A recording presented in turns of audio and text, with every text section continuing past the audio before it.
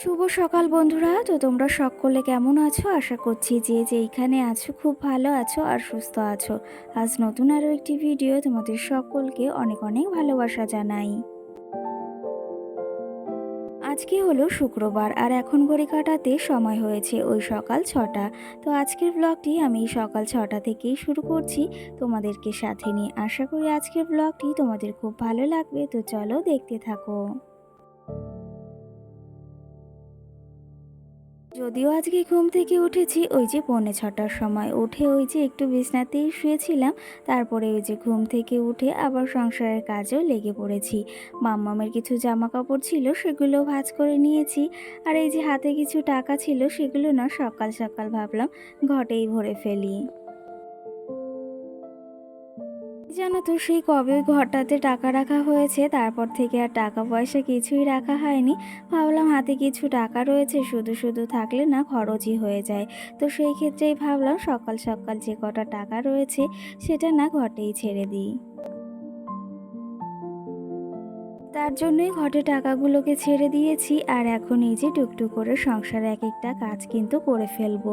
আর আগে এই যে টেবিলটাকে পরিষ্কার করে নেব। আর এর আগে না ওই যে বাইরের উঠানটাকেও ঝাড় দিয়ে এসেছি। না হলে যে গরম পড়ছে আর যে পরিমাণে রোদ উঠছে না। আর ওই যে যত দিন যাচ্ছে ততই কিন্তু গরমটা দ্বিগুণই পড়ছে। আর সত্যি কথা বলতে ওই যে একটু বেলা হলে না কোনো কাজই করা যায় না। তো সেই ক্ষেত্রে যদি একটু সকাল সকাল উঠে সংসারের সমস্ত কাজগুলো না তাড়াতাড়ি যদি করে ফেলি, তাহলে ওই যে দুপুর টাইমটাতে কোনো কাজও করতে হয় না, তাও একটু নিলিবিলি বসে থাকা যায়। আর এইদিকে দেখো তোমাদের সঙ্গে গল্প করতে করতে কিন্তু টেবিলটাও সুন্দর করে গুছিয়ে নিয়েছি। দেখো কতটা সুন্দর লাগছে দেখতে। আর ওই যে তোমাদের যে কথাটা বলছিলাম যে একটু বেলা করে ঘুম থেকে উঠলে না অনেক কাজে কিন্তু লেট হয়ে যায়। আর শীতের দিনটায় আলাদা ব্যাপার, কিন্তু এখন যে পরিমাণে গরম পড়ছে, ওই যে যদি একটু সকাল সকাল মানে ঘুম থেকে উঠি না কষ্ট করে, তাহলে সারাটা দিন একটু খাটনিও কম হয় আর আমরা সঙ্গে কিন্তু একটু বিশ্রামও পাই। আর ওই যে সকাল সকাল তাহলে কাজগুলো হয়ে যায়। আর কি জানো তো, গরমের সময় না ওই যে দুপুরবেলা জানো তো বিছনায় ঘুমিয়েই থাকা যায় না। তাও ওই যে একটু ফ্যান চললে একটু মোটামুটি গরমটা একটু কম লাগে। কিন্তু যখন ওই যে আবার কারেন্টটা চলে যায় না, তখন মনে হয় যে গায়ে মনে হয় কেউ আগুন ধরিয়ে দিয়েছে। ওই যে দুপুর টাইমটাতে কি জানো তো বিছানা এত পরিমাণে গরম হয়ে থাকে, বালির সঙ্গে মনে হয় যে কেউ আগুন ধরিয়েই রেখেছে। সত্যি কথা বলতে ওই টাইমটাতে মানে খুবই কষ্ট হয় শুয়ে থাকতে, কিন্তু যদি একটু ফ্যান চলে তাহলে একটু শান্তি অনুভব হয়। আর ওই যে মাঝে মাঝে না দুপুরে কারেন্টটাও চলে যায় আর এত পরিমাণে অসুবিধা হয়। মাম্মাম যখন ঘুমায় না তখনই বেশিরভাগ টাইমে কারেন্টটা যেয়ে থাকে। আর সেই ক্ষেত্রে ওই যে ওকে না হাত পাখা দিয়ে হাওয়া করতে করতে নিজেই যে কখন ঘুমিয়ে যাই সেটাই জানি না। আর এই যে এর মাঝে তোমাদের সঙ্গে অনেকটা গল্পও করে ফেললাম। আর আজকে না রান্নাঘরে একটু টুকিটাকি কাজও রয়েছে। কি জানো তো, ওই যে জিনিসপত্র কৌটা কৌটিগুলো না একটু নোংরাও হয়েছে। আর যেহেতু একটা সপ্তাহ রান্নাঘরে ভালো করে হাতও দিতে পারিনি, তার জন্য ভাবলাম আজকে একটু সকাল সকাল এই কাজগুলোকেও সারা যাক।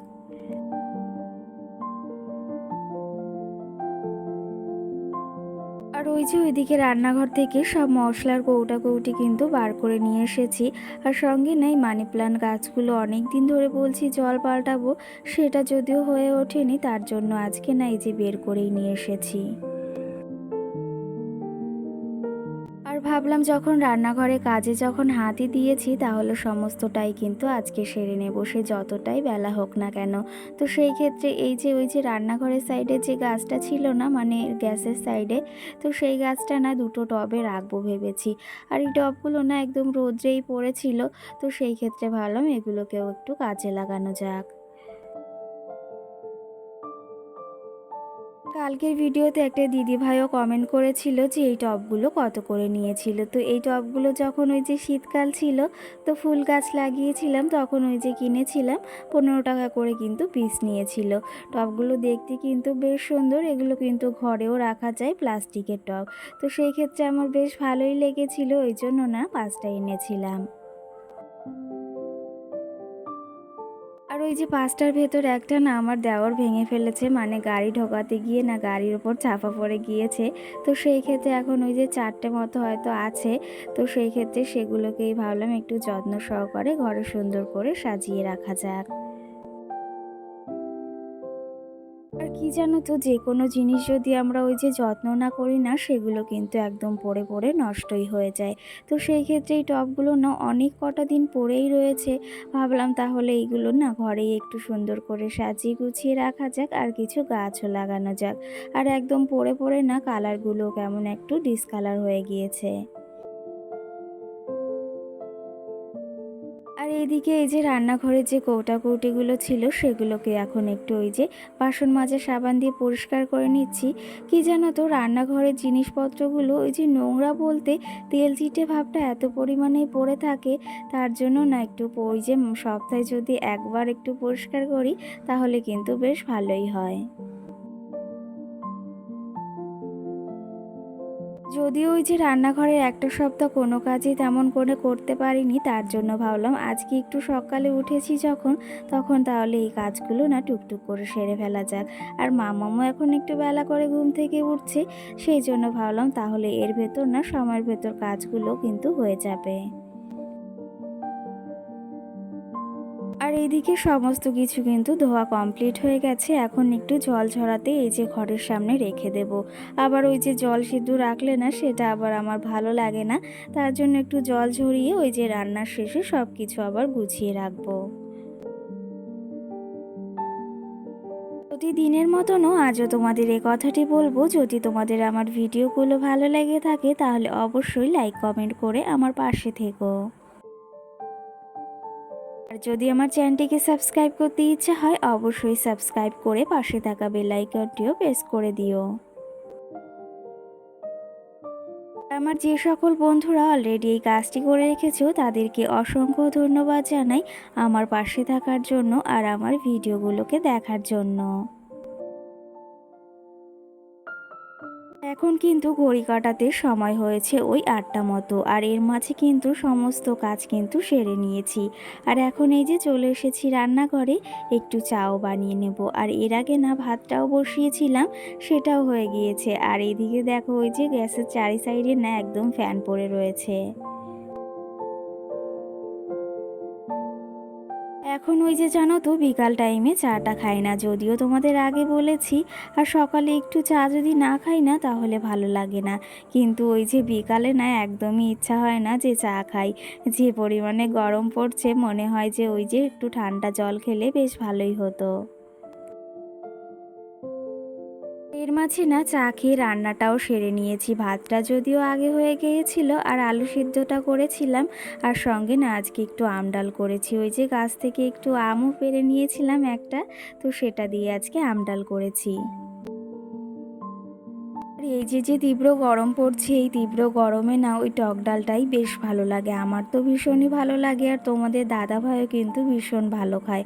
আর তোমাদের দাদা ভাই না বলে যে এই গরমে না ওই রোজ রোজ না একটু টক ডাল করে দেবে, তা দিয়ে কিন্তু আমার খাওয়া হয়ে যাবে। আর আজকে রান্না বান্নাটাও না চটজলদি হয়ে গিয়েছে। ওই যে ভাত, আলু সিদ্ধ, ডাল আর একটু বেগুন ভাজাই করেছি। আর মাম্মামের জন্য একটু ডাঁটা দিয়ে ওই যে একটু কই মাছ দিয়ে তরকারি করে নিয়েছিলাম। তো যাই হোক, চলো এখন টুকটুক করে রান্নাঘরটাকে একটু সুন্দর করে গুছিয়ে নেওয়া যাক।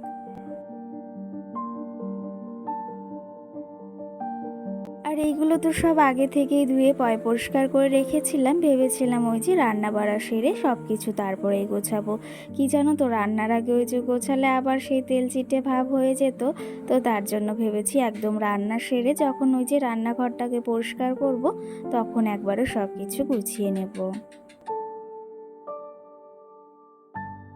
আর ওইদিকে মানি প্লান্ট গাছগুলো না সব রেখে দিয়েছি। আর এইদিকের এই পাতাগুলো আবার না নতুন করে গাছগুলো নিয়ে এসেছি। আগেরগুলো না কেমন একটা হয়ে গেছে জন্য ভাবলাম নতুন কিছু এনে ওখানে রাখা যাক।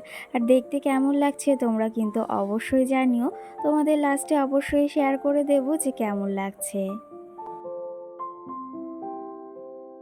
আর ওই যে বললাম রান্না বাড়া সেরে নিয়েছি, তার আগে ওই যে গ্যাসটাকেও মুছে নিলাম কিন্তু সুন্দর করে। আর এখন এই যে গ্যাসের টেবিলটাকেও মুছে নিলাম। চলো এক এক করে এখন দেখানো যায় যে রান্নাঘরটাকে কেমন গুছিয়েছি।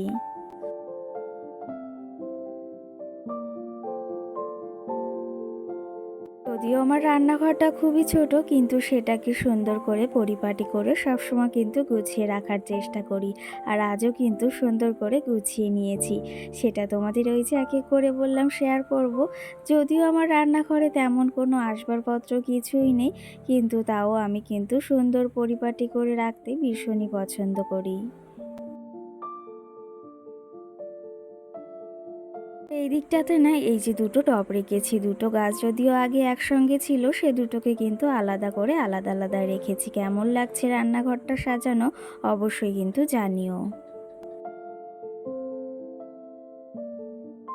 কি জানো তো বন্ধুরা, ওই যে শুধু সুন্দর সুন্দর জিনিসপত্র বা সুন্দর সুন্দর আসবাবপত্র থাকলেই হয় না, সেটাকে কিন্তু সুন্দর পরিপাটি করে গুছিয়ে রাখার জন্য একটা সুন্দর মানুষও চাই, তার সঙ্গে একটা সুন্দর গৃহবধূও চাই। তো সেই সঙ্গে সঙ্গে ওই যে রান্নাঘরটা গুছিয়ে তার কিছু পরে ওই যে তোমাদের দাদাভাই আবার কাজ থেকে চলে এসেছিল। আর আজকে না বলেছে একটু ওই যে মিষ্টি দই আনতে, ভীষণই খেতে ইচ্ছা হচ্ছিল। আর সেই তোমাদের দাদাভাই কিন্তু নিয়েও চলে এসেছে। এই যে তীব্র গরম পড়ছে, এতে না মনে হচ্ছে না যে গরম কোনো জিনিস খাই বা অন্য কিছু খাই, মনে হচ্ছে ওই যে একটু ঠান্ডা জিনিস খেলে বেশ ভালোই হতো। আর তার জন্য একটু মিষ্টি দইও খেতে ইচ্ছা হচ্ছিল। আর তোমাদের দাদাভাই কিন্তু নিয়েও এসেছে। এর মাঝে না তোমাদের দাদাভাই খাওয়া দাওয়া করে কাজেও চলে গিয়েছিল, আর আমরা একটু ঘুমিয়েছিলাম।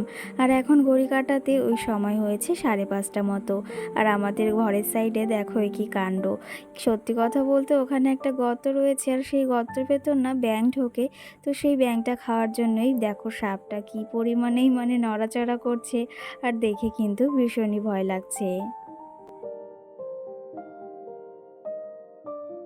আর এই যে তারপরে এই ঘরে চলে এসেছি, আর সন্ধ্যাবেলা একটু সময়ও রয়েছে হাতে।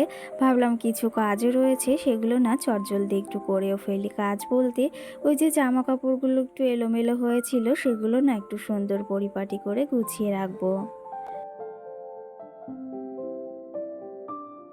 কালকের ভিডিওতে একটা দিদিভাই কিন্তু কমেন্ট করেছে যে তোমার রুম ট্যুর বা হোম ট্যুর দেখাও। তো অবশ্যই না আমিও ভেবেছি যে একটা তোমাদের সঙ্গে আবার রুম ট্যুর শেয়ার করব। কিন্তু এই যে তুমি কমেন্ট করেছো, এটা দেখে না আমার ভীষণই ভালো লাগলো কিন্তু দিদিভাই। ওই যে তোমার এই কমেন্টটা দেখে আমার কিন্তু ওই ভিডিও করার আগ্রহটা আরও বেশি বেড়ে গেল। আর এইদিকে দেখো সুন্দর করে কিন্তু শাড়িগুলো, আর ওইদিকে ওই যে কিছু বিছনা চাদরও ছিল, সেগুলো গুছিয়ে নিয়েছি। আর এখানে আমার কিছু কুর্তিও রেখে নেব। যদিও অনেক কুর্তি ওইদিকে রয়েছে, এখানে কিছুটা রেখে নেব। আর কিছুটা না আলমারিতেও রয়েছে। তো যাই হোক, আজকের ব্লগটিও বেশি বড় করব না। আজকের ভিডিওটি কেমন লেগেছে অবশ্যই কমেন্ট করে জানিও। তো আজকের মতো সকলকে টাটা, সকলে ভালো থেকো, সুস্থ থেকো।